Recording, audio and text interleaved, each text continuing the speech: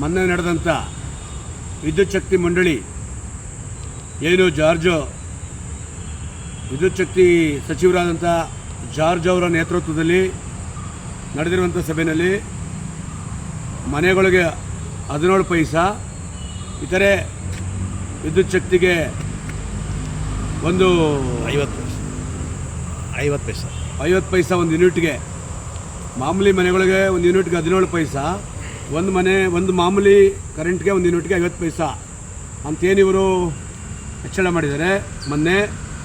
ಈಗ ಸರ್ಕಾರ ಬಂದಾಗ 200 ಫ್ರೀ, ತಿಮ್ಮಣ್ಣ ನಿನಗೂ ಫ್ರೀ, ಬಮ್ಮಣ್ಣ ನನಗೂ ಫ್ರೀ, ಸಿದ್ದರಾಮಣ್ಣನ ಹೇಳ್ತಾರೆ ನಿನಗೂ ಫ್ರೀ ನನಗೂ ಫ್ರೀ ಅಂತ, ಡಿ ಕೆ ಶಿವಕುಮಾರ್ಗೂ ಫ್ರೀ ಅಂತ ಹೇಳ್ಬಿಟ್ಟು ಇವತ್ತು ಒಂದು ಯೂನಿಟ್ಗೆ ಬಡವ್ರ ಬಗ್ಗರಿಗೆ 50 ಪೈಸಾ ಜಾಸ್ತಿ ಮಾಡಿರೋದು.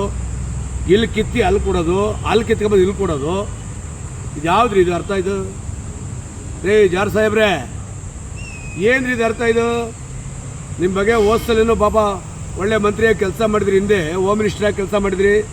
ಅಂಥ ಸಂದರ್ಭದಲ್ಲಿ ಕೆಲವು ಅಧಿಕಾರಿಗಳು ಪಾಪ ಏನೆಲ್ಲ ಮಾಡೋದು ನಿಮ್ಮ ಹೆಸರು ಮಿಸ್ಯೂಸ್ ಮಾಡ್ಕೊಂಡು, ಈಗ KEB ವಿಚಾರದಲ್ಲಿ ತಾವು ಪಾಪ ಒಳ್ಳೆ ನಿಮ್ಮ ಬಗ್ಗೆ ಗೌರವ ಇದೆ. ಅಂಥ ಸಂದರ್ಭದಲ್ಲಿ 17 ಪೈಸಾ ಒಂದು ಯೂನಿಟ್ಗೆ, 50 ಪೈಸಾ ಒಂದು ಯೂನಿಟ್ಗೆ ಈ ಥರ ಮಾಡಿದ್ರೆ ನೀವು ಫ್ರೀ ಕೊಟ್ಟರೆ ಅಂದ್ರೆ ಪ್ರಯೋಜನ?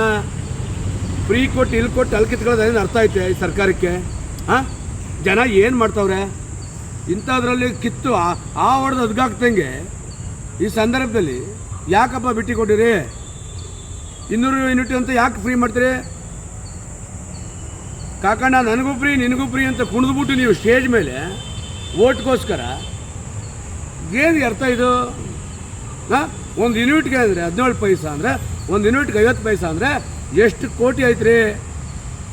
ಅಲ್ಲಿ ನೋಡಿದ್ರೆ ಮನೆ ಗೃಹಲಕ್ಷ್ಮಿ ದುಡ್ಡಲ್ಲಿ ಯಾರೋ ಬಜ್ಜಿ ಅಕೌಂಟ್ಗೆ 6 ಕೋಟಿ ಹಾಕ್ಬಿಟ್ಟಿದ್ರಿ, ಉತ್ತರ ಕರ್ನಾಟಕದ ಬಜ್ಜಿ ಅಕೌಂಟ್ಗೆ. ಇದೇನು ರೀ ಅರ್ಥ ಇದು? ಏನು ಲೆಕ್ಕಾಚಾರ ತಪ್ತಾ ಇದೆಯಾ ಈ ಸರ್ಕಾರ?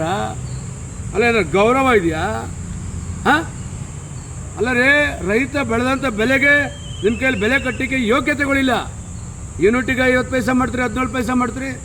ನಿಪೋಲಿ ಬ್ರಾಂದಿಗೆ 180 ಮಿಲಿಗೆ ರೈಟ್ ಫಿಕ್ಸ್ ಮಾಡ್ತೀರಿ. ಇದೇನು ಇದು ಅರ್ಥ? ಇದು ಇಲ್ಲ ಒಬ್ಬ MLAಗೆ ಕೊಂಡ್ಕೋಬೇಕು, ಕುದುರೆ ವ್ಯಾಪಾರ ಮಾಡಬೇಕು ಅಂದರೆ ಅವ್ನಿಗೆ ಇಷ್ಟು ಕೋಟಿ ಅಂತ ಹೇಳ್ತೀರಿ, ಅವ್ನಿಗೆ ಇಷ್ಟು ಕಡೆ BDA ಸೈಟು, ಇಷ್ಟು ಕಡೆ ಮೈಸೂರು ಮಠದ ಸೈಟು ಅಂತ ಹೇಳ್ತೀರಿ. ಇದೇನು ಅರ್ಥ ಇದು? ಈಗ ಜನರ ಆದಾಯನೇ ಹೆಚ್ಚಿಲ್ಲ ಸರ್ಕಾರ, ಅಂಥದ್ರಲ್ಲಿ ವಿದ್ಯುತ್ ಬೆಲೆನ ಏರಿಕೆ ಮಾಡಿದೆ ಸರ್. ಜನರ ಏನು ಆದಾಯನ ಹೆಚ್ಚಿಸೋದು ಒಂದು ಕಡೆ. ಮೈಸೂರು ಮಹಾರಾಜರು ಕೊಟ್ಟಂಥ ಕೇರ್ ಹಾಸ್ಪಿಟ್ಲಲ್ಲಿ 10 ರೂಪಾಯಿ 5 ರೂಪಾಯಿ ಶೀಟ್ ಇತ್ತು, 10 ರೂಪಾಯಿ ಮಾಡಿದ್ರು. ಈಗ 25 ಮಾಡೋದು, ಈಗ 100 ರೂಪಾಯಿ ಮಾಡವ್ರೆ. ಮತ್ತು ಬೋರಿಂಗ್ ಹಾಸ್ಪಿಟ್ಲಲ್ಲಿ ಉಚಿತವಾಗಿ ಚೀಟಿ ಕೊಡ್ತಿದ್ರು, ಅಲ್ಲೂ 100 ರೂಪಾಯಿ 150 ರೂಪಾಯಿ ಮಾಡವ್ರೆ. ಆಮೇಲೆ ಆ 100 ರೂಪಾಯಿ ಕಟ್ಟೋದನ್ನೇ ನರ್ಸ್ಗೆ 50 ಕೊಡ್ಬೇಕು ಒಂದು ಇಂಜೆಕ್ಷನ್ ಮಾಡೋಕ್ಕೆ. ಆಮೇಲೆ ಡಾಕ್ಟ್ರಿಗೆ, ಗೌರ್ಮೆಂಟ್ ಡಾಕ್ಟ್ರಿಗೆ ಹಾಸ್ಪಿಟ್ಲಿಗೆ ಹೋದರೆ ಬಡವ್ರು ಬಗ್ಗರು ಅಲ್ಲಿ ಬನ್ನಿ, ಅಲ್ಲಿ ಚೆನ್ನಾಗಿ ನೋಡ್ತೀವಿ ಅಂತ ನರ್ಸಿಂಗ್ ರೂಮ್ಗಳಲ್ಲಿ ತಗೊಂಡೋಗಿ ಅಲ್ಲಿ ಬಡವರು ಫ್ರೀ ಅಂತ ಬಂದರೆ ಅವ್ರು ತಾಲಿ ಒಲೆ ಮಾರ್ಕೋಬೇಕು. ಎಷ್ಟೋ ಜನ ಮೈಸೂರಲ್ಲೇ ನರ್ಸಿಂಗ್ ಹೋಮ್ಗಳು ಮಾಡವ್ರೆ. ಸರ್ಕಾರಿ ಕೇರ್ ಹಾಸ್ಪಿಟ್ಲಾಗ ಕೆಲಸ ಮಾಡ್ತಿದ್ದ ಗಿರಾಕಿಗಳೆಲ್ಲ ಈಗ ನರ್ಸಿಂಗ್ ಹೋಮ್ಗಳು ಮಾಡ್ಕೊಂಡು ಅವ್ರಿಗೆ ಬಸ್ ಚಾರ್ಜ್ ಕಾಸು ಇರಕ್ಕಿಲ್ಲ ರೀ, ಅವ್ರಿಗೆ ದಮ್ಮು BP ಬಂದು ಸಾಯ್ತವ್ರು ರೈತರು.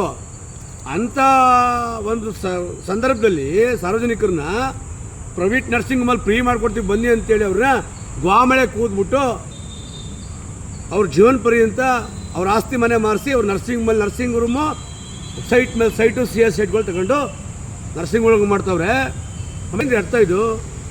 ಈ ಸರ್ಕಾರಗಳಿಗೆ ಏನಾದ್ರು ಒಂಚೂರು ಸಾರ್ವಜನಿಕರ ಬಗ್ಗೆ ಮತ್ತು ಈ ಸಮಾಜದ ಬಗ್ಗೆ ಚಿಂತನೆ ಇದೆಯಂದ್ರಿ. ನಾನು ಮುಖ್ಯಮಂತ್ರಿ ಆಗಬೇಕು, ನಾನು ಮುಖ್ಯಮಂತ್ರಿ, ಅವ್ನು ಯಾರೋ ನಾಯಿ ಅಂದ, ಇವ್ನು ಯಾರೋ ಹಂದಿ ಅಂದ, ಇವ್ನು ಯಾರೋ ನಕೋತಿ ತಿಮ್ಮ ಅಂದ ಅಂತ. ಇದೇನು ಅರ್ಥ ಇದು? ಸೊ ಈ ಥರ ಹೊಲ್ಸ ನಾವೆಲ್ಲ ನೋಡಲೇ ಇಲ್ಲ ಕಣ್ರೆ.